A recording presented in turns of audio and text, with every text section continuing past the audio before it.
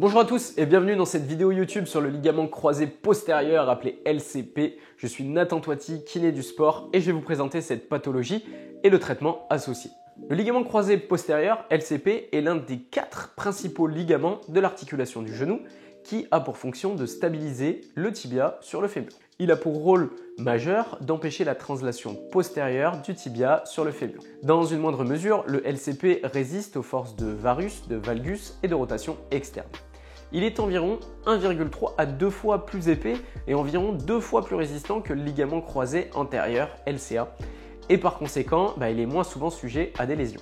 Les déchirures du ligament croisé postérieur ne sont donc pas aussi fréquentes que celles du ligament croisé antérieur.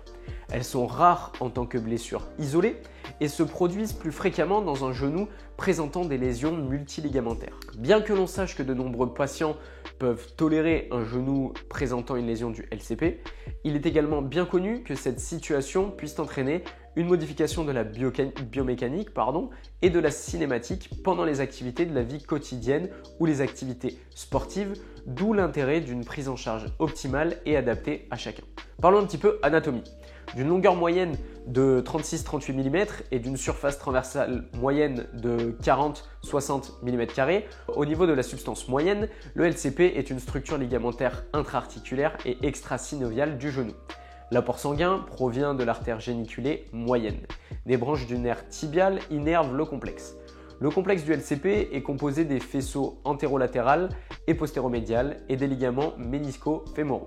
Ils peuvent être bien différenciés à leur insertion fémorale, mais ils sont très compacts et difficiles à séparer à leur origine tibiale. Compte tenu de la plus grande surface de section transversale et de la plus grande résistance de la traction du LCP par rapport au ligament croisé antérieur, les lésions du LCP sont associées à des traumatismes à haute énergie, comme on observe dans les blessures liées aux accidents de voiture ainsi qu'au sport. Cependant, les lésions du LCP sont également associées à des luxations du genou à faible et à très faible vitesse survenant au cours des activités quotidiennes et affectant généralement les patients en surpoids. Quelques mots sur l'épidémiologie. Malgré une incidence assez rare, estimée de 1 à 6% pour les déchirures isolées du LCP, une étude a montré que des lésions structurelles du LCP se produisent jusqu'à 38% chez des patients présentant des blessures aiguës du genou avec une hémarthrose. Plus précisément, la plupart des lésions du LCP de grade 3 se présentent en même temps que d'autres lésions ligamentaires, comme je le disais précédemment, dans 79% des cas. Par conséquent, plus de 60% des lésions du LCP sont associées à des lésions capsulo-ligamentaires supplémentaires. Ces lésions sont celles du LCA dans 46% des cas, du ligament médial collatéral dans 31% des cas et du coin postérolatéral dans 62% des cas. Comme on l'a dit, les hommes sont plus souvent atteints que les femmes avec un ratio homme-femme de 2-1, donc 2 fois plus d'hommes. Parlons diagnostic et évaluation. Le patient présentant une déchirure du LCP se plaint souvent de symptômes tels qu'une instabilité ou une gêne. Un épanchement léger à modéré et une douleur à la face postérieure du genou ou à l'agenouillement sont également fréquents au stade aigu. Les symptômes des blessures chroniques sont généralement liés à des mouvements de décélération comme la descente de pente ou d'escalier. La majorité des tests pratiqués lors de l'examen clinique tentent de démontrer une instabilité postérieure ainsi qu'une subluxation du genou. Les tests les plus fréquemment utilisés sont le test d'avalement de la TTA, le test de Godfrey, le quadriceps active test et le test du tiroir postérieur. Cependant, aucun de ces tests à eux seuls ne permettent de diagnostiquer une déchirure du LCP. Plusieurs études d'imagerie peuvent être utilisées en complément de l'examen clinique pour le diagnostic d'une lésion du LCP. L'utilisation de techniques d'IRM a été démontrée comme étant très précise pour diagnostiquer les déchirures aiguës du LCP avec une sensibilité près de 100% et une spécificité près de 97%, donc élevée, ont été rapportées. Les blessures du LCP sont classées sur une échelle de 1 à 3. Grade 1, déchirure partielle, on a une translation postérieure de 1 à 5 mm, le tibia reste antérieur aux condyles fémoraux. Grade 2, isolé complet, 6-10 mm de translation tibiale postérieure, et là on a une déchirure complète du LCP sans autre lésion. Le tibia antérieur affleure les condyles fémoraux. Et grade 3, on a un LCP complet avec lésions capsulaires et ou ligamentaires cabinés et ou ligamentaires combinés, plus de 10 mm de translation tibiale postérieure. Le tibia il est postérieur aux condyles fémoraux, ce qui peut indiquer une lésion capsulo-ligamentaire concomitante. Parlons facteurs de risque. Il existe des différences significatives dans la morphologie osseuse entre les patients souffrant d'une fracture par avulsion du LCP et celles qui n'en souffrent pas, et ceux qui n'en souffrent pas.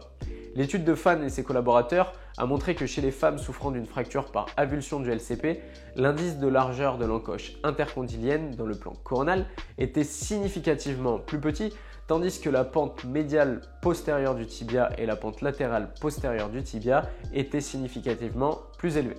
En revanche, aucune de ces mesures n'avait d'incidence sur la fracture par avulsion du LCP chez les hommes. Ces résultats ont également démontré que les mesures morphologiques du genou, qui étaient principalement associées au risque de fracture par avulsion du LCP, diffèrent entre les hommes et les femmes. Parlons maintenant traitement et prévention. Les techniques de reconstruction du LCP ont été étudiées et ont évolué au cours des dernières décennies, fournissant une base solide et fondée sur des preuves scientifiques pour la gestion opératoire des blessures du LCP. D'un autre côté, le LCP est caractérisé par une forte capacité de cicatrisation intrinsèque, ce qui fait de l'approche de traitement conservatrice une option viable, en particulier pour les déchirures partielles du LCP et les blessures par avulsion tibiale du LCP.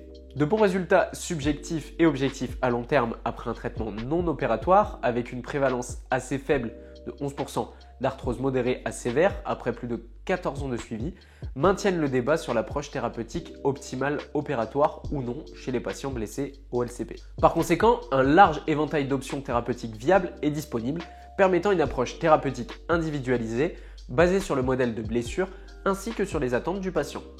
Il est donc admis que le LCP a une capacité intrinsèque de guérison. Cependant, il a été noté que cette cicatrisation se produit généralement dans une position laxe. La majorité des athlètes souffrant d'une déchirure isolée du LCP reprennent leur activité avec la rééducation en obtenant la stabilité du genou par le renforcement musculaire pour compenser la translation tibiale postérieure. L'attel pour LCP vise à compenser l'affaissement du tibia en appliquant une contre-force antérieure dans le but d'obtenir une guérison du LCP dans une position anatomiquement adéquate. Le genou est généralement immobilisé entre 2 et 4 semaines en extension complète. Après cela, un programme encourageant le renforcement du quadriceps est préconisé. L'utilisation des ischio-jambiers est proscrite le temps de la cicatrisation pour éviter la translation tibiale postérieure. Les athlètes sont normalement autorisés à reprendre le sport lorsque le genou est complètement stabilisé et que la force du quadriceps atteint 90% de celle du genou contralatéral, ce qui n'est souvent pas le cas avant 3 mois après la blessure selon le sport. Un modèle de rééducation fut proposé par Winkler et ses collaborateurs dans son étude publiée dans le Knee Surgery Sports Traumatology Arthroscopy. Comme vu dans l'article sur le LCA que nous avons rédigé, qu'on va vous mettre juste ici, ceci reste un modèle proposé par des experts basé sur la temporalité à partir du moment de la blessure ou de la chirurgie. En effet, les délais peuvent dans certains cas être rallongés ou alors raccourcis. Le fait d'avoir un genou sec et indolore est un des critères majeurs qui guidera la rééducation. Parlons diagnostic différentiel. En raison du grand nombre de lésions associées, il faudra particulièrement être vigilant aux possibles atteintes méniscales.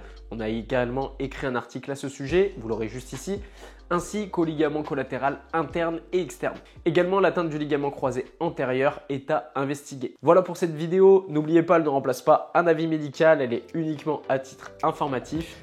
N'hésitez pas à la liker, à vous abonner à notre chaîne, à mettre la cloche, à commenter si vous avez des questions. Et en attendant, je vous dis à la prochaine pour une nouvelle vidéo. Ciao!